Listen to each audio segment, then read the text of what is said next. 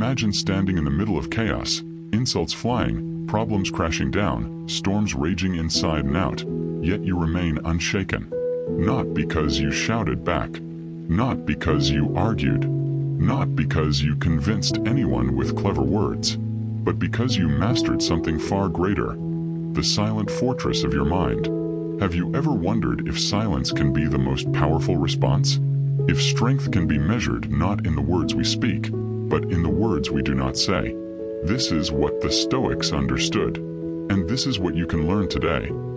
How to control your mind without saying a word. Welcome. Today, we journey into the heart of Stoicism, not as an abstract philosophy, but as a practical tool to master yourself. For more than 2,000 years, Stoic thinkers, Marcus Aurelius, Seneca, Epictetus, faced war, exile, betrayal, and death. Yet they discovered an unbreakable truth. You cannot control the world, but you can always control your mind. Marcus Aurelius, the philosopher emperor, wrote in his private journal, "You have power over your mind, not outside events. Realize this, and you will find strength." Epictetus, once a slave, taught, "Freedom is the only worthy goal in life. It is won by disregarding things that lie beyond our control." And Seneca, advisor to emperors, reminded us, "No man is free who is a slave to himself." Their wisdom points to one truth. Control begins in silence, not in arguments, not in speeches, but in the unseen realm of thought. In this extended reflection, we will explore 10 silent ways to control your mind, each grounded in Stoic practice and supported by ancient wisdom. Each way is not just an idea, it is a discipline, something you can live today. As we walk through each of these 10 principles, allow yourself not only to listen but to pause, reflect, and apply. 1. Observe, don't react. The first practice is to observe without reacting. When someone insults you, your first impulse may be to strike back. When a problem arises, your instinct may be to complain. But what happens if you remain silent and simply observe? Epictetus taught, "When someone provokes you, remember, it is not he who reviles or strikes you who insults you, but your opinion that these things are insulting." Your mind wants to react, but you can choose differently. In silence, you step back. You watch the thought arise. "He insulted me, I must respond." And then you let it pass. Imagine this like clouds moving across the sky. You are the sky, vast and unshaken. The insults are only passing weather. By refusing to react immediately, you gain mastery over yourself. Next time you feel anger rise, remain silent. Breathe. Say nothing. Let silence teach you strength. 2. Detach from what you cannot control. Much of our suffering comes from trying to control what is not ours. Seneca observed, "We are more often frightened than hurt, and we suffer more in imagination than in reality." The Stoics divided life into 2 categories. What is within your control? Your thoughts, actions, and choices. What is not?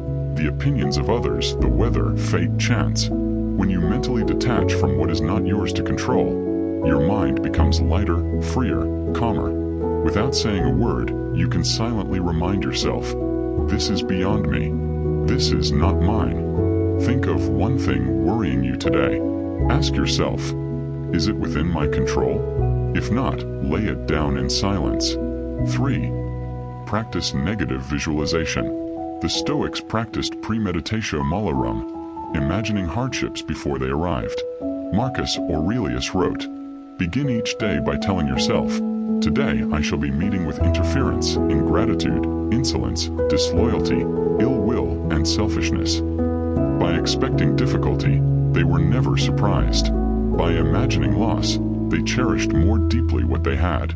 This practice does not make life darker, it makes the mind stronger. For when loss comes, you will not crumble." Epictetus said, "When you are delighted with anything, be it a possession or a friend, remember that it is mortal and not yours. Then you will not be disturbed if it is taken away." Picture your most cherished possession. Imagine losing it. Feel the sting, and then feel gratitude for still having it now. 4. Anchor yourself in the present moment. The past cannot be changed. The future is uncertain. Only the present is truly yours.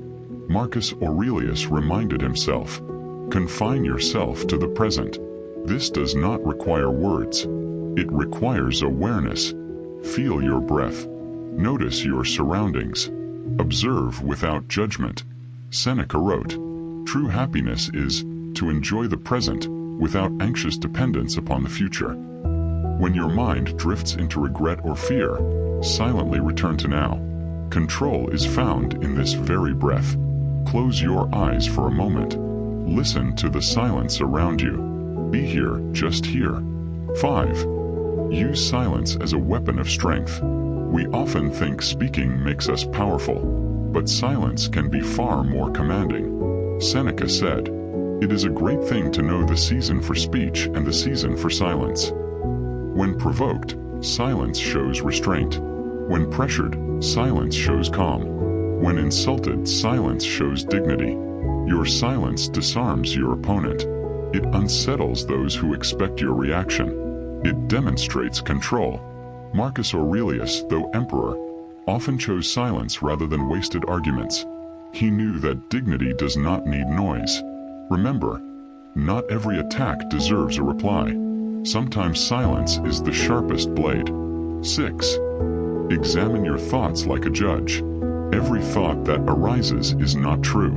Thoughts are opinions, not facts. Marcus Aurelius wrote, "The soul becomes dyed with the color of its thoughts." To control your mind, silently question each thought. Is this within my control? Is this thought useful? Or is it poison? Seneca taught, "Most powerful is he who has himself in his own power." Without speaking, you can silently judge your thoughts, keeping only what strengthens you. Next time anxiety rises, pause. Ask, is this thought serving me or enslaving me? 7. Embrace voluntary hardship. The Stoics practiced discomfort deliberately, sleeping on the floor, fasting, wearing rough clothing. Why? To remind the mind, I am stronger than comfort. I can endure. Epictetus declared, difficulties are the things that show what men are. By practicing small hardships in silence, you train your mind for great ones. If you can go without luxury, you will not panic when life removes it. Seneca wrote, set aside a certain number of days, during which you shall be content with the scantiest and cheapest fare, and then ask yourself, is this the condition I feared? Choose one discomfort this week, and endure it silently. 8. Reframe obstacles into opportunities. For the Stoics, obstacles are not enemies. They are teachers. Marcus Aurelius famously said, the impediment to action advances action. What stands in the way becomes the way. This is the Stoic art of reframing. Instead of seeing a problem as a curse, see it as training. Instead of weakness, see strength. When an obstacle comes, do not complain. Do not argue.